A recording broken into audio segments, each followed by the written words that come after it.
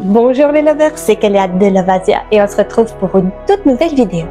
Alors, petite précision, la semaine dernière, je n'ai pas pu poster de vidéo car j'ai eu quelques soucis de connexion internet.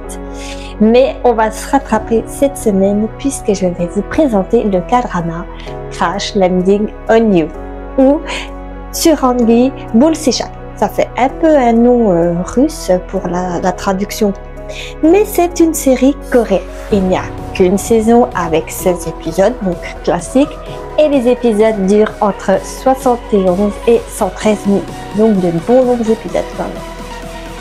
Elle a été diffusée donc du 14 décembre 2019 jusqu'au 16 février 2020. Les thèmes abordés sont militaire, quotidien du Corée du Nord et le triangle amoureux. Et le genre est romance et comédie romantique. Vous retrouverez la série sur Netflix. Pour les rôles, nous avons du côté féminin la jolie Son Ye-jin qui joue le rôle de Yoon Se-ri. Et du côté des garçons, le beau Yoon Bin qui joue le rôle de Ri Jeong-hyuk. Le scénariste n'est autre que Park Jeon-eun. Et du côté du réalisateur, nous avons Lee Jong-hyuk. La série est conseillée pour les 15 ans et plus. Si vous ne l'avez pas encore fait, je vous invite à vous abonner à ma chaîne et me mettre un petit pouce bleu.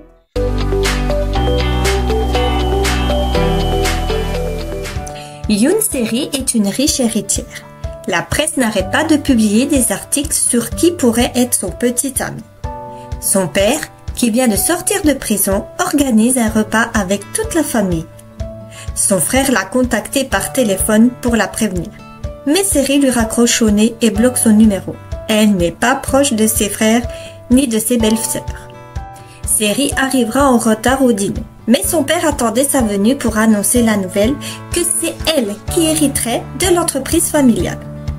Se-ri, étant déjà à la tête de sa propre entreprise de vêtements de sport depuis 10 ans, acceptera l'offre et au vu de ses frères et belles-sœurs devient l'ennemi de la famille.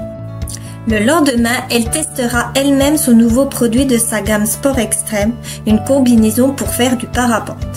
Les conditions ne sont pas au beau fixe, mais Se-ri décide de se lancer quand même, sentant son avenir s'envoler. Elle tend la voile et décolle. On voit d'autres parapentistes en train de la filmer. Elle tourne sur elle-même pour la vidéo et Se-ri se sent bien. Mais tout à coup, on voit une tornade arriver sur elle. Elle fait son maximum pour éviter les objets qui volent tout autour d'elle, mais la tornade l'emporte.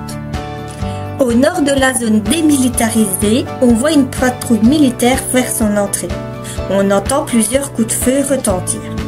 3 hommes se retrouvent sur la zone militaire du Sud alors que ce sont des Nord-Coréens.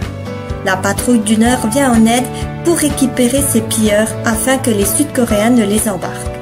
On voit ensuite l'officier nord-coréen Ri Jeong-hyuk qui fait son rapport auprès de son supérieur pour les pilleurs de tombes et précise que le transformateur de la clôture électrifiée est en panne suite à la tornade.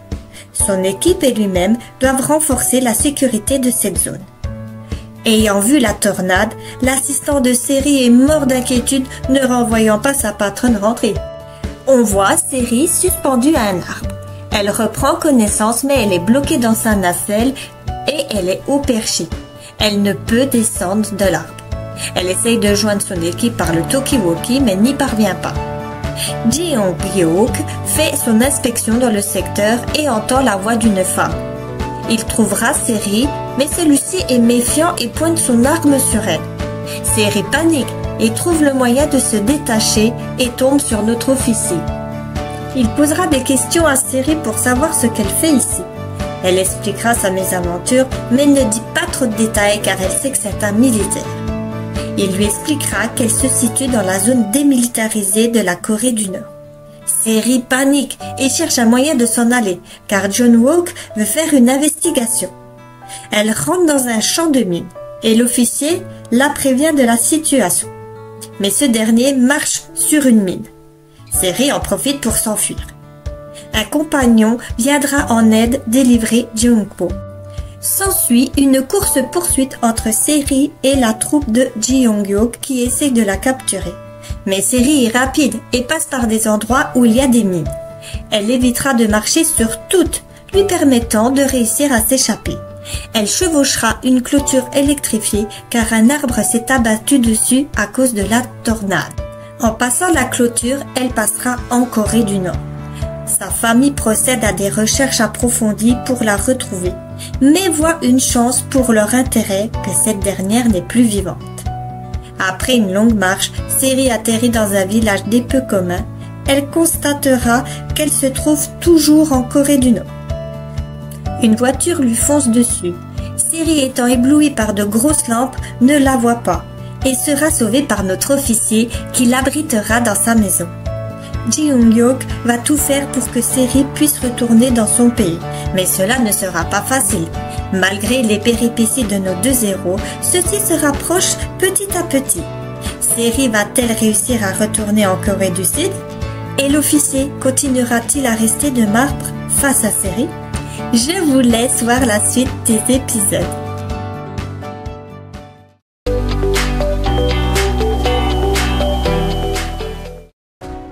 Cette série est assez surprenante car je ne connaissais pas du tout le monde dans lequel vivent les Nord-Coréens, mais cela permet de montrer leur quotidien, alors sûrement romancé pour les besoins de la série, mais la trame principale est sûrement réelle. Les Nord-Coréens ont bon cœur et se serrent les coudes dans les moments difficiles et on voit qu'ils ont un niveau de vie très pauvre. Tandis qu'à l'opposé, on voit la Corée du Sud, donc un monde bien plus moderne et riche que la Corée du Nord. Mais par contre, au niveau familial et relationnel, les gens sont froids et ne pensent qu'à leur intérêt personnel. La réputation de la Corée du Nord n'est pas usurpée. On ne sort pas facilement de ce pays et la moindre erreur peut être fatale.